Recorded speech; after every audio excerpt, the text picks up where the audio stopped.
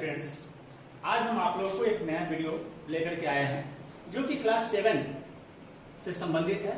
और वह जो नया वीडियो हम लोग का है वह एसएसटी से है। एसएसटी जिसमें ज्योग्राफी से संबंधित है चैप्टर 1। और इस चैप्टर 1 में हम लोग इन्वायरमेंट एक नया टॉपिक है, इसके बारे में हम लोग जानकारी प्राप्त करेंगे। यह काफी इंटरेस्टिंग टॉपिक है, इसके बारे में हम लोग क्लास 6 में भी कुछ जानकारी प्राप्त किए थे। उससे पहले क्लास 5 में भी हम लोगों ने एक ईवीएस सब्जेक्ट था।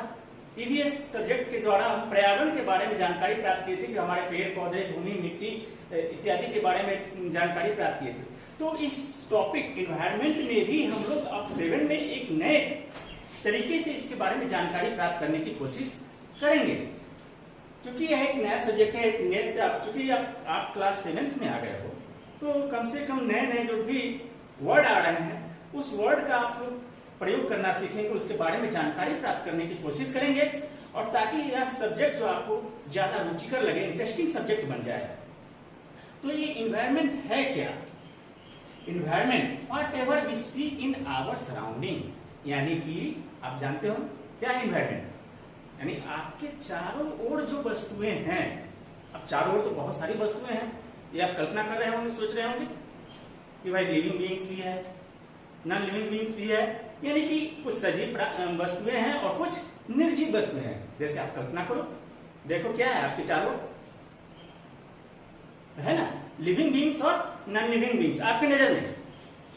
तो एक छोटा सा हम एक स्टोरी आपको बताने की कोशिश करते हैं, जिसके द्वारा आपको इस इन्वायरमेंट को रुचिकर बनाने की कोशिश करते हैं, इन्वायरमेंट के बारे में आपको और समझाने की कोशिश करते हैं इस स्टोरी के माध्यम से।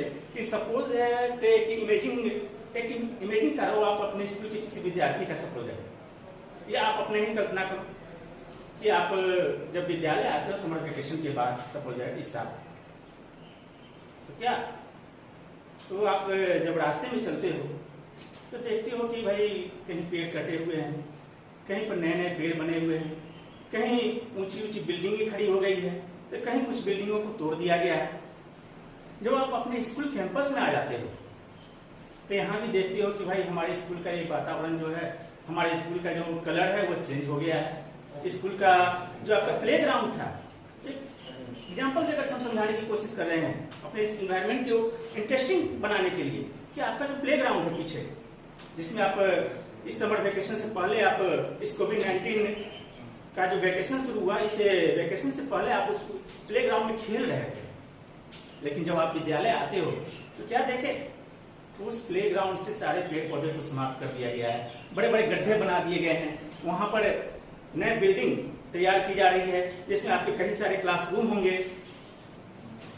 आप देख रहे हो, तो आपके मन में कुछ देर के लिए तो उदासी छा गई कि भाई हमारे इस क्षेत्र में क्या हो गया, इसे हमारे विद्यालय में क्या चेंजिंग आ गया। तो आप अपने विद्यार्थियों से आपको कुछ देर के लिए तो अचंभित करने वाली बात हो जाएगी। लेकिन जैसे ही आप असेंबली में आते हो तो आपके हेड सर आपको संबोधित करते हैं कि भाई हमारे इस विद्यालय के जो इन्वायरमेंट है इसमें कुछ बदलाव आए हैं। इसकी ओर आपको वह इशारा करने की कोशिश करते हैं, आपको समझाने की कोशिश करते हैं। तो आप मन ही मन सोचते हो कि भाई इस इन्वायरमेंट में क्या बदलाव हुआ है, यहाँ बिल्डिंग खड़ी हो गए, नए नए छोटे छोटे पेड़ पौधे को लगा दिया गया है। तो कुछ देर आप सोचना शुरू कर देते हो, तो आप इस इन्वायरमेंट के बारे में अपने सहपाठियों से, अपने फ्रेंड से चर्चा करते हो कि भाई हमारे हेड सर तो बोले थे कि इन्वायरमेंट में यहाँ बदलाव आने शुरू हो गए हैं, तो क्या है इन्वायरमेंट? तो आप किसके पास जाओगे इसके बारे में जानकारी लेने के लिए? कुछ देर के लिए तो आपको सोचना पड़ जाएगा। तो आप जाओगे कहाँ? मैथ के टीचर के पास, साइंस के टीचर के पास, या इंग्लिश टीचर के पास? कहाँ जाओगे? तो आप जाओगे अपने एसएसटी टीचर से पूछने के लिए कि सर ये इन्वायरमेंट है क्या? तो आपको एसएसटी टीचर यही एक सेंटेंस के द्वारा समझाने की कोशिश करेंगे कि whatever we see in our surrounding, यानी आपके चारों ओर जो है वही इन्वायरमेंट है। अब फिर कुछ देर आप सोचोगे, सर से पूछोगे कि सर हमारे चारों ओर कंप्यूटर लैब है, क्लासरूम में बैठे हुए हैं, तो अगर कंप्यूटर लैब में बैठे हुए हो या एसएसटी के क्लास में ही सर से पूछ रहे हो तो वहां कहोगे सर हमारे चारों ओर तो बेंच, डेस्क, टेबल, कुर्सी है, विद्यार्थी है, तो क्या ये इन्वायरमेंट है? जी हाँ, वो इन्वायरमेंट है। वही इन्वायरमेंट कहलाता है जो आपके चारों ओर है। फिर उसके मन में यह कल्पना, तुम्हारे मन में यह कल्पना आ रही होगी कि भाई, फिर सर से पूछ रहे हो कि सर ये इन्वायरमेंट में तो बेंच, डेस्क, टेबल, कुर्सी सब आ रहे हैं, साथ ही साथ सामने आप भी बैठे हुए हैं, बगल में मेरे मित्र भी बैठे हुए, फ्रेंड्स बैठे हुए हैं, तो क्या ये भी इन्वायरमेंट का एक पार्ट है? तो हाँ, ये भी एक इन्वायरमेंट का पार्ट है। यानी इन्वायरमेंट में अभी कुछ देर पहले हम बताए थे, शुरू में इन्वायरमेंट के दो पार्ट, इन्वायरमेंट में जैसे we see in our surrounding, मान हमारे चारों तरफ जो है, यानी कि लिविंग बींग्स और नॉन लिविंग बींग्स दोनों हमारे इस इन्वायरमेंट के पार्ट होते हैं। तो दूसरी तरफ इसको हम ऐसे भी कह सकते हैं दूसरे शब्दों में कि हमारे इन्वायरमेंट में के दो कंपोनेंट्स होते हैं, बायोटिक और बायोटिक। ये भी आपको ध्यान रखना है, तुरंत सर यहाँ समझाने की कोशिश करेंगे। तो अब विशेष रूप से जब एसएसटी के क्लास में हम इसको एक्सप्लेन करने की कोशिश करते हैं सर, तो बताते हैं कि इट प्रोवाइड अस, कि इन्वायरमेंट में क्या शामिल है। फिर आपकी नजर में आएगी सर इस इन्वायरमेंट में तो बहुत से हवा भी है, भूमि भी है, पानी भी है, ये भोजन भी है, जिससे हम लोग पेड़ पौधे से भोजन प्राप्त करते हैं, वो भी इस इन्वायरमेंट का एक पार्ट हो गया। तो इस तरह से सर आपको बहुत कुछ कन्विंस करने की कोशिश करते हैं।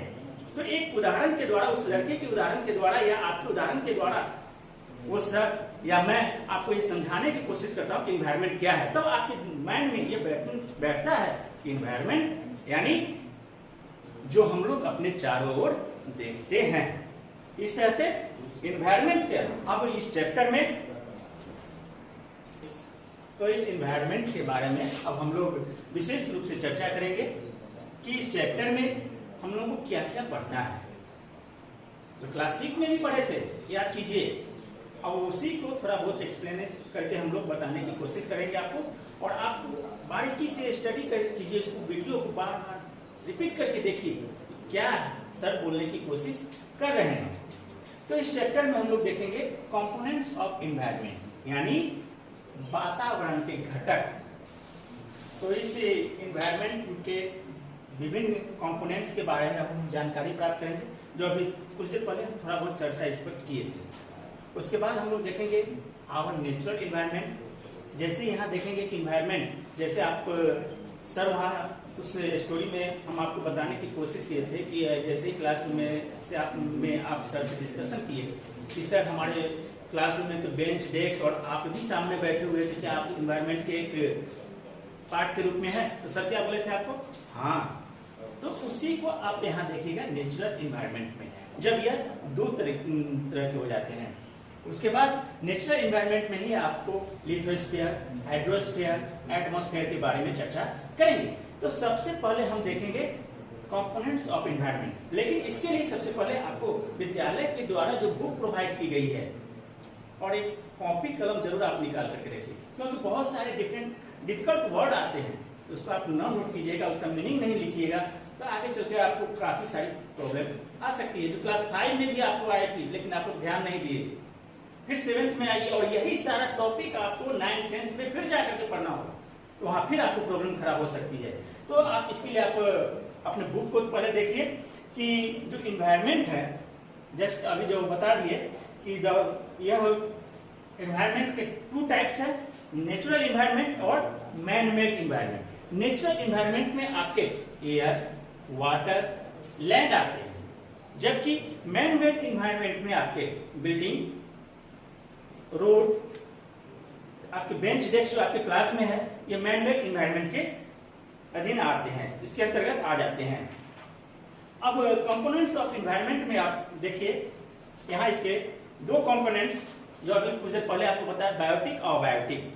बायोटिक कंपोनेंट्स में आपका जो लिविंग बीइंग्स आते हैं, जैसे पेड़, पौधे, मानव, ये सब बायोटिक कंपोनेंट्स में आते हैं। जबकि अबायोटिक कंपोनेंट्स में आपके क्या आते हैं? Non living beings. अब ये तो हम नहीं बताएंगे कि लिविंग और नॉन लिविंग बीइंग्स क्या है, ये आप क्लास 3, 4 में भी पढ़े होंगे।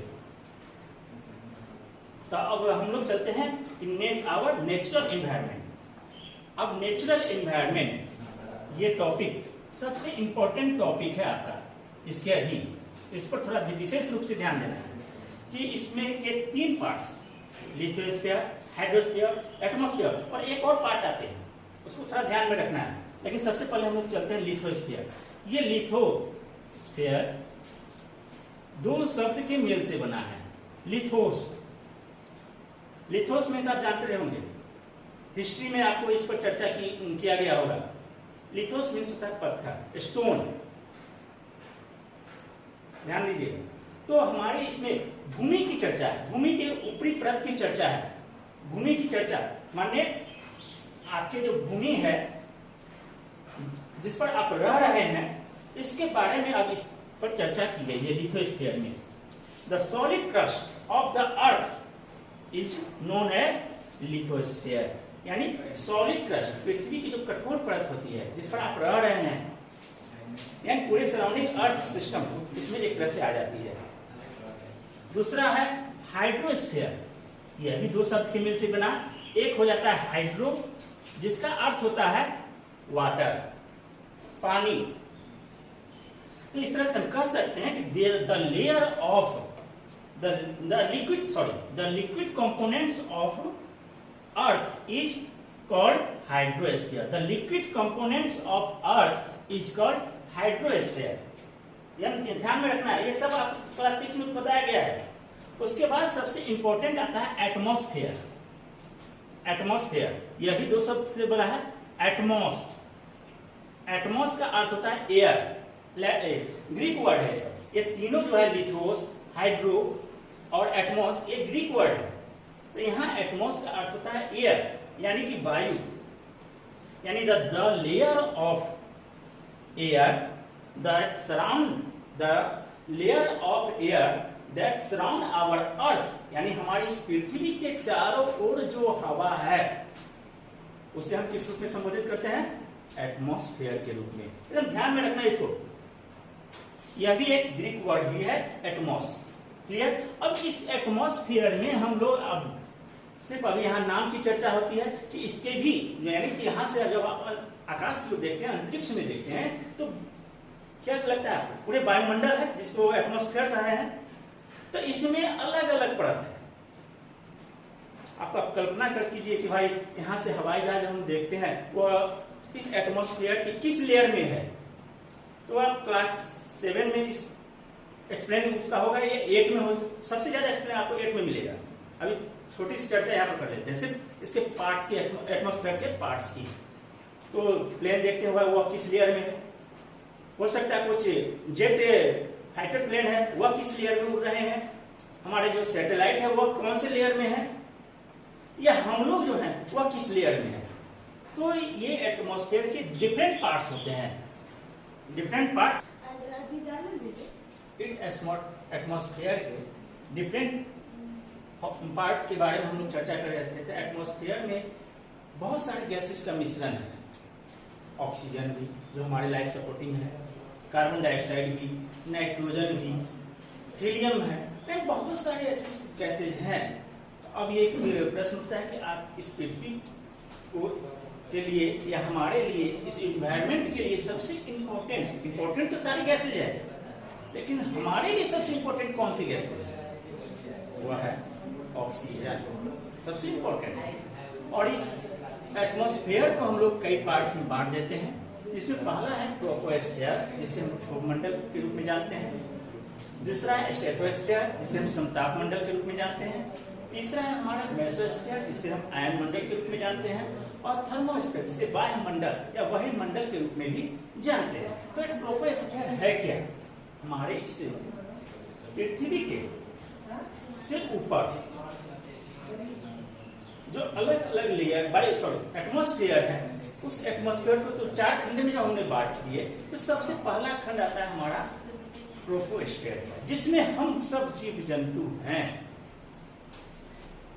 जो हम लोग आसानी से इसमें सर्वाइव कर रहे हैं। दूसरा आता है स्ट्रेटोस्फेयर, यानी समताप मंडल। जब से अभी कुछ देर पहले हम लोग चर्चा की थी इसी वीडियो में कि वायुयान ऊपर हम देख रहे हैं उड़ते हुए, तो वह कौन से लेयर में है? तो वह जनरली हम लोग का जो वायु एरोप्लेन है वह हमारे इसी स्ट्रेटोस्फेयर में मूव करते हैं। क्यों? उसका सबसे बड़ा कारण है तो ऊपर वायुमंडल थोड़ा विरल होती है, और साथ ही साथ वहां पर बादलों का जो मूविंग का जो प्रक्रिया है वह काफी कम जाती है। इससे ऊपर जैसे ही हम चलते हैं मेसोस्फीयर में यानी आयन मंडल में, तो वहां की वायु और विरल हो जाती है और साथ ही साथ वहां बादलों की उपस्थिति नगण्य हो जाती है। तो इस लेयर में तो एरोप्लेन चलते हैं, लेकिन जितने भी फाइटर प्लेन है, लड़ाकू विमान है, जनरली जो हम लोग आकाश में देखते हैं उड़ते हुए और अपने पीछे एक लकीर नुमा के छोड़ते जाता है, और जो गैस वो अपने बचाव के लिए गैस वो छोड़ती है वायुयान, तो वो ज्यादातर वायुयान हमारा जो फाइटर जेट है वो हमारे मेसोस्फीयर में ही उड़ते हैं। लेकिन हमारे इस हम लोगों के लिए सबसे इंपॉर्टेंट जो होता है, ऐसे तो सारे लेयर इंपॉर्टेंट है, लेकिन हम एक दूसरे से जो बातचीत करते हैं मोबाइल के द्वारा हो या टीवी देखते हैं, तो इन सब के लिए किसका व्यवहार किया जाता है? सैटेलाइट का। तो ये सैटेलाइट जो हमारा थर्मोस्फीयर में मूव करते रहते हैं और वहीं से हम लोगों को यहाँ से जो मैसेज देते हैं वहां से वो मैसेज रिसीव करके पुनः हम लोगों को वापस वहां से मैसेज नीचे की ओर आ जाती है। तो इस तरह से हम इस एटमॉस्फेयर को 4 भागों में बांट करके हम लोग स्टडी करते हैं। और एक और इसमें हम देख लेते हैं कि जो हमारा नेचुरल एनवायरनमेंट है उसमें सबसे इंपॉर्टेंट आता है बायोस्फीयर।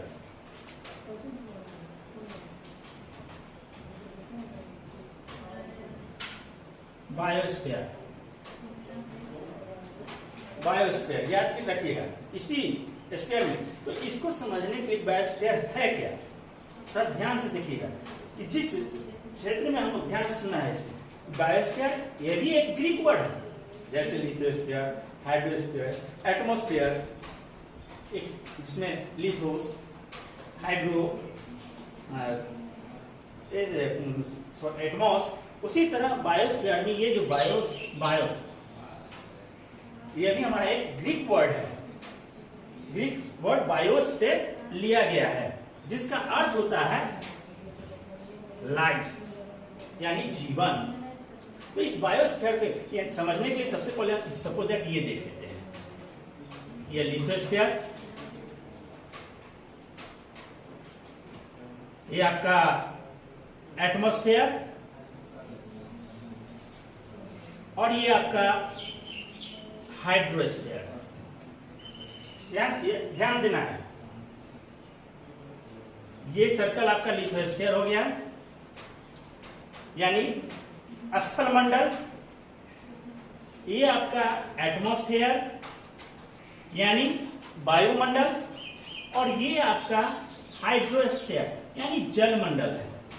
ध्यान दिए, तो इस तीनों सर्कल के अधीन जो ये पार्ट आते हैं, ध्यान दो, ये पार्ट देख रहे हैं, ये पार्ट जो है इसमें क्या है, लिथोस्फीयर भी शामिल है, एटमॉस्फेयर भी शामिल है और हाइड्रोस्फीयर भी शामिल है। यानी ये पार्ट ही हमारा बायोस्फीयर में शामिल होता है।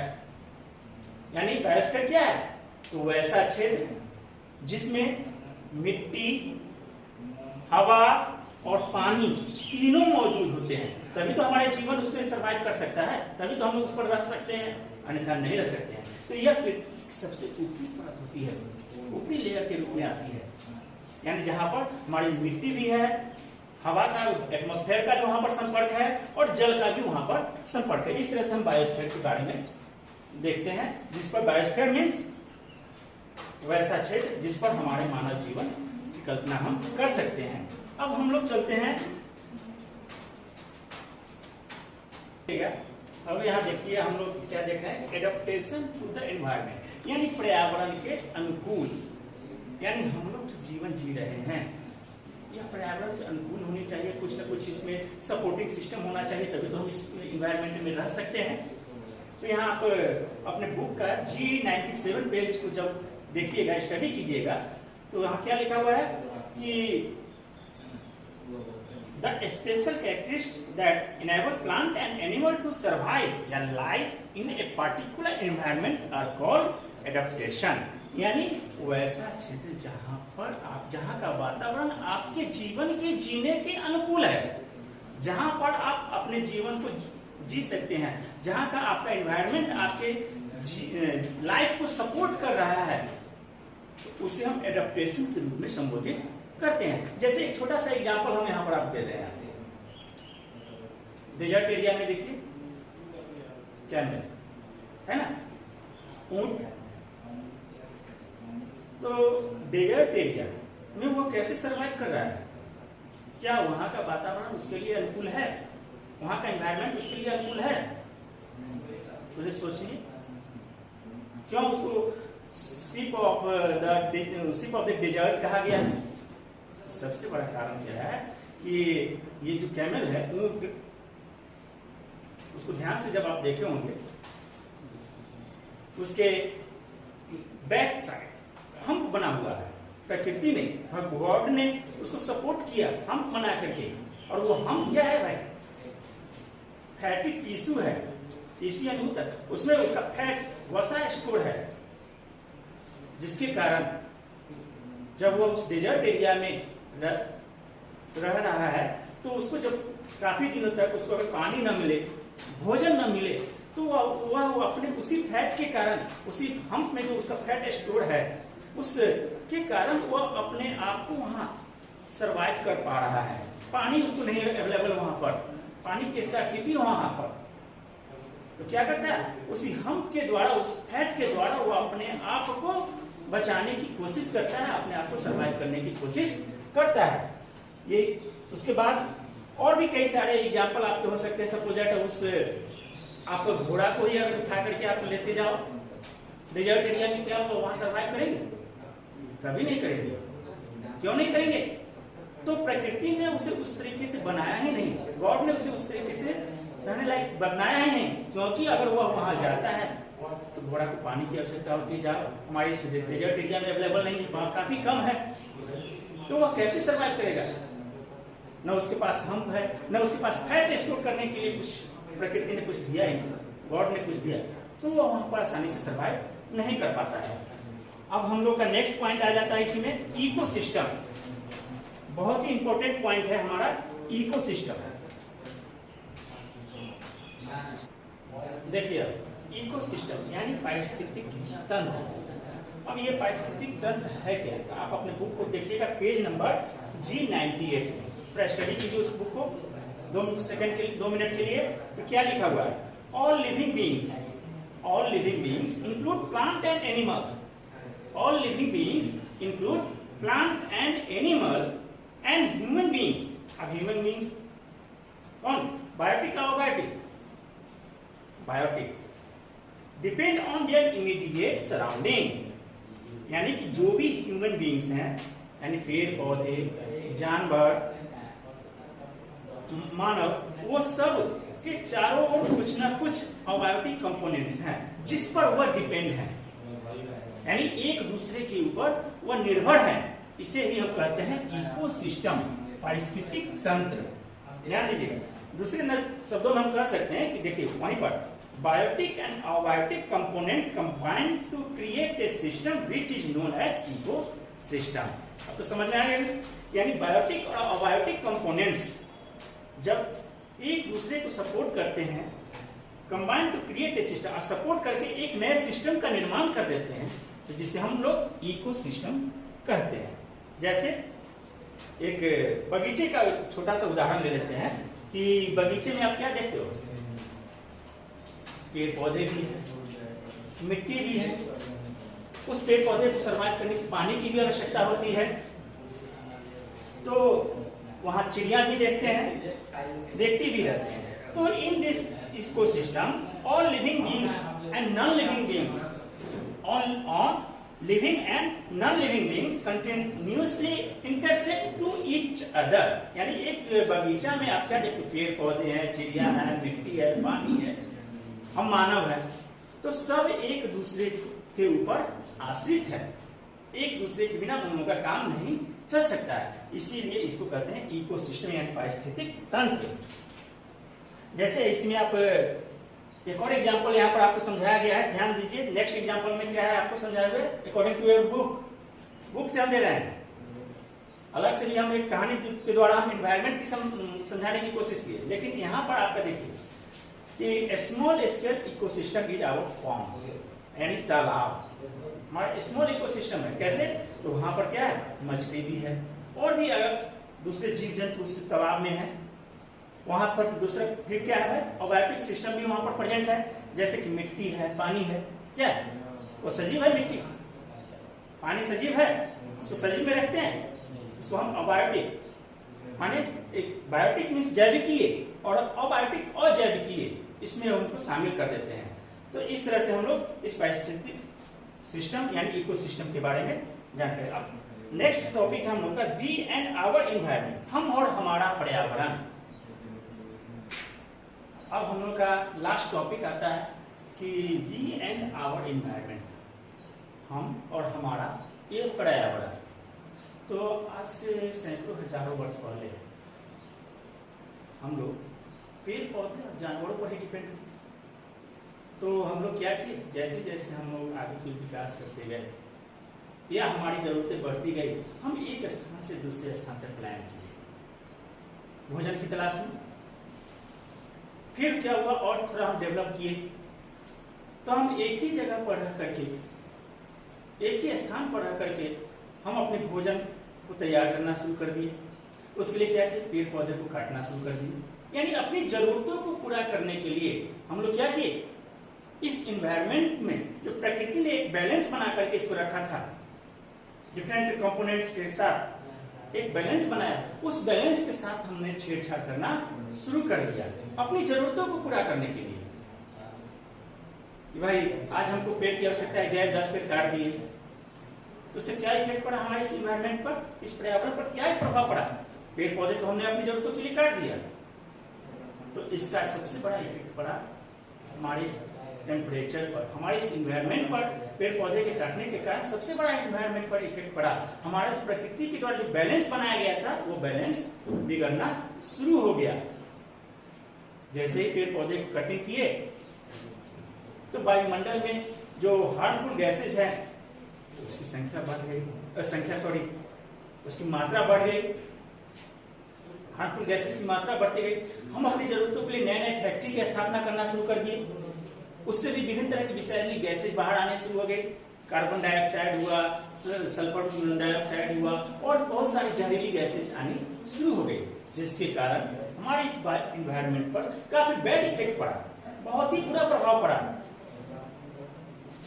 आप पेज नंबर 99 पेज नंबर को जब उलटिएगा तो उसमें देखिए क्या है, everything in this world has a balance.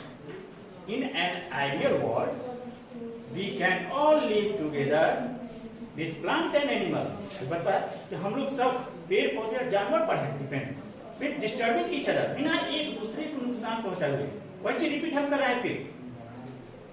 This is known as ecological balance, जिसको हम लोग कहते हैं इकोलॉजिकल बैलेंस, या प्रकृति के द्वारा जो संतुलन बनाया गया था वो कर रहे हैं। तो अब ये सारे इस असंतुलन को हम लोग पेड़ पौधे को काट करके बर्बाद कर दिया, नए नए फैक्ट्री को अपनी जरूरतों के हिसाब से पूरा किए, तो जिसके कारण वातावरण प्रदूषित हुई, हमारी ये इन्वायरमेंट प्रदूषित हुई, बहुत सारी हार्मफुल गैसेज आ गई, जिसके कारण टेम्परेचर भी बढ़ना शुरू हो गया। तो इस हमारे एटमॉस्फेयर में ये जो अनबैलेंस होने के कारण जो विभिन्न घटकों की प्रकृति का जो बैलेंस सिस्टम है वह असंतुलित होने के कारण जो टेम्परेचर में बदलाव आए उसे हम लोग कह देते हैं global warming. The global warming is the rise in temperature of the earth atmosphere, यानी हमारे इस पृथ्वी के वायुमंडल में जो तापमान में परिवर्तन आता है उसे हम ग्लोबल वार्मिंग कहते हैं। अब tree and plants maintain the balance of gas in our atmosphere. तो अब इस बैलेंस को बनाए रखने के लिए टेम्परेचर तो बढ़ गया, ग्लोबल वार्मिंग हो रही है। अभी जैसे देख रहे हो चारों तरफ क्या है, हर साल हमारे जो साइंटिस्ट है बता रहे हैं कि पृथ्वी के टेम्परेचर में कुछ न कुछ बदलाव होते जा रहे हैं। कुछ वैज्ञानिक ने तो यहाँ तक इमेजिन कर दिया कि अगले 50 वर्षों में हो सकता है कि हमारे जो ग्लेशियर हैं वो इतना पिघल जाएंगे कि हमारा जो सी एरिया है, समुद्र तटीय क्षेत्र जो है वो हो सकता है उसमें डूब जाए। तो इस सबका श्रेय किसको जाता है? ग्लोबल वार्मिंग को। और ग्लोबल वार्मिंग किससे हुआ? अब जस्ट बता दिए, हमारे टेम्परेचर के बढ़ने के कारण। टेम्परेचर क्यों बढ़ा? तो हम लोग जो अपनी जरूरतों को पूरा करने के लिए फैक्ट्री लगा रहे हैं या पेड़ पौधे को कटिंग कर रहे हैं, इसके कारण। तो इसको हम लोग बैलेंस बना करके चलें। एक्सेसिव कटिंग यानी पेड़ पौधे को जितना आपको जरूरत हो काट तो रहे हैं, लेकिन उससे कहीं ज्यादा लगाने की कोशिश आप कीजिए। तो इसी के लिए, अब ज्यादा हम नहीं विस्तार करें, तो इसी के लिए हमारे संयुक्त राष्ट्र संघ ने 1972 में आम जनता को, हम लोगों को जागृत करने के लिए एनवायरमेंट डे यानी पर्यावरण दिवस के रूप में इस पर्यावरण को बचाने के लिए एक दिन सुनिश्चित किया, ताकि हम लोग जागरूक हों और इस पर्यावरण के बारे में, इस एनवायरमेंट के बारे में कुछ सोचें, कुछ विचार करें और इस पर्यावरण को बचाने की कोशिश की। तो इसकी शुरुआत 1972 में हुई थी और 5 जून को हम लोग एनवायरमेंट डे के रूप में मनाते हैं, ताकि हम अपने इस पर्यावरण को बचावे और आने वाले नेक्स्ट जनरेशन को सुरक्षित रखें। इतना ही कर करके इस वीडियो को आप लोग आराम से देखिए, सही ढंग से देखिए और इसमें जो भी प्रॉब्लम आए बार बार रिपीट करके देखिए। प्रॉब्लम आए तो उसको समझने की कोशिश कीजिए और सर से पूछिए अपने मोबाइल के द्वारा, और इसके द्वारा जो आपको असाइनमेंट भेजी जा रही है उस असाइनमेंट को बनाने की कोशिश कीजिए, ताकि यह चैप्टर आपको आसानी से समझ में आए।